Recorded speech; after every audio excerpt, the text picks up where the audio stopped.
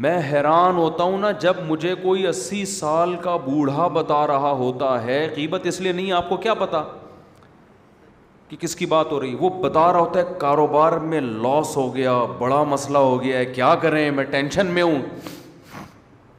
مجھے خیال ہوتا ہے میں ان سے بولیں آپ کے کاروبار میں فائدہ بھی ہونے سے آپ کو کیا ملے گا, لاس ہونے سے آپ کو کیا ملے گا. حضرت غریبی کے ان ایام کو غنیمت سمجھیں, غریبی کے ان ایام کو کیا کرنا ہے, کاروبار میں آپ کو آپ کے مطلب کی روٹی ملتی رہے گی.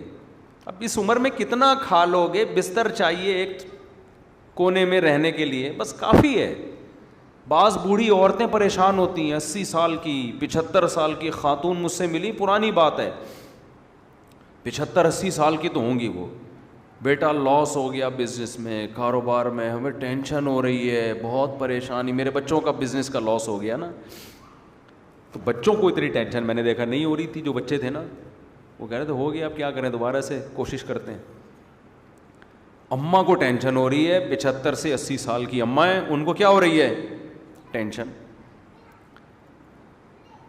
شو مارنے کے لیے نہیں کہہ رہا, صرف تحدیث میں نعمت کے طور پہ کہہ رہا ہوں کہ دین کی کتنی برکتیں ہوتی ہیں. تو جب کوئی ایسی بوڑھی عورت خاتون رہتی ہے نا جو کہتی ہوتی ہے اتنی کاروبار کا لاس ہو گیا, تو مجھے اپنی دادی یاد آتی ہیں اور اپنی والدہ یاد آتی ہیں کہ یار ہماری والدہ کبھی بڑھاپا ہم نے دیکھا ہے, ہم نے کبھی نہ ان کو پیسوں کی اس طرح باتیں کرتے ہوئے دیکھا. اپنی دادی کو تو سوالی, ان کی عمر تو 80 سال تھی, انہیں تو اس سے کوئی غرض ہی نہیں تھا کہ میرے بیٹوں میں کس کی کتنی تنخواہ ہے بھائی, کون کتنا کما رہا ہے.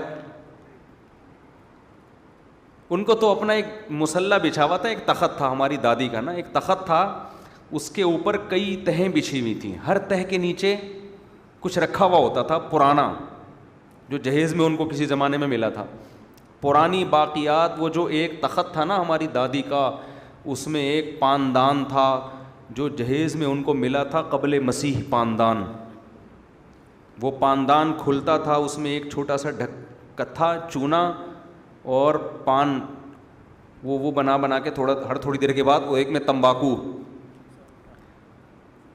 ان کو اس کی فکر تھی بھائی یہ چونا پورا ہے کہ نہیں ہے, کتھا ختم تو نہیں ہو گیا, بھاڑ میں جائے اس کی کتنی تنخواہ, اس کا کیا بزنس, پوچھتی بھی نہیں تھی, ان کو دلچسپی نہیں تھی.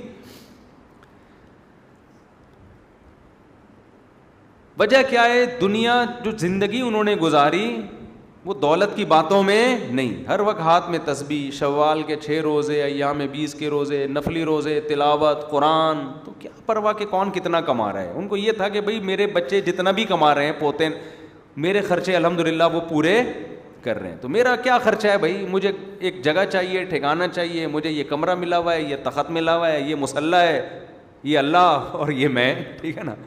صبح مجھے ناشتہ مل جاتا ہے, بچے ناشتہ, بہویں ناشتہ بنا کے دے دیتی ہیں, دوپہر مجھے ٹائم پہ کھانا مل جاتا ہے, تو بس تھوڑی دیر آرام کی. اور ایک ڈرامہ دیکھنے کا اللہ معاف فرمائے, ان کو بہت شوق تھا, ہم دادی سے کہتے تھے اتنے اچھے اعمال ہیں اس میں سے ڈرامہ تو نکالو.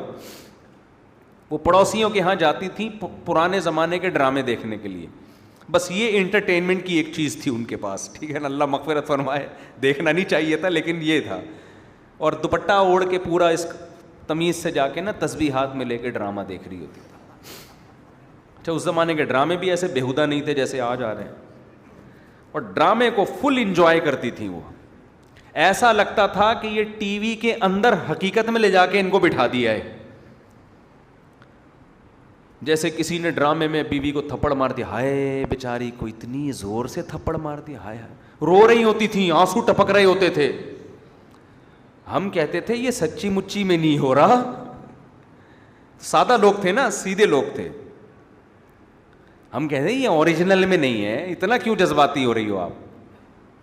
تو ہمارے ابا نے تو گھر میں ٹی وی رکھا ہی نہیں نا, تو وہ پڑوس میں جا کے دیکھتی تھیں.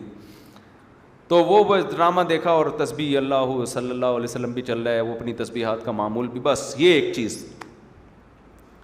تو نہ تو دنیا سے محبت نہیں تھی, بتانا میں یہ چاہ رہا ہوں, پیسوں سے محبت نہیں, بیٹا کما رہا ہے نہیں کما رہا, چھوڑو بھائی, ہم نے زندگی گزار لی, اللہ اللہ کرو, بس ہمارے بیسک خرچے پورے ہو رہے ہیں, بس اس میں خوش تھی. ہماری والدہ کا بھی ایسا ہی تھا. ہماری والدہ کا تو اللہ معاف فرمائے ایسا تھا کہ قرضے لے لے کے دوسروں پہ خرچ کرو. ہم اس میں ٹینشن میں آئے ہوئے تھے کہ بھائی اپنے پیسوں سے آدمی سخاوت کرتا ہوا اچھا لگتا ہے, جب اپنے ختم ہو جائیں تو ادھر ادھر سے قرضے لے کے اس کو کھلا دو, اس کو کھلا دو. نانا کا بھی ہمارے یہی حساب کتاب تھا. یہ تو خیر اسراف میں آتا ہے نا, جمع کرنے کا نہیں تھا پہلے لوگوں میں. اصل میں یہ بتانا چاہ رہا ہوں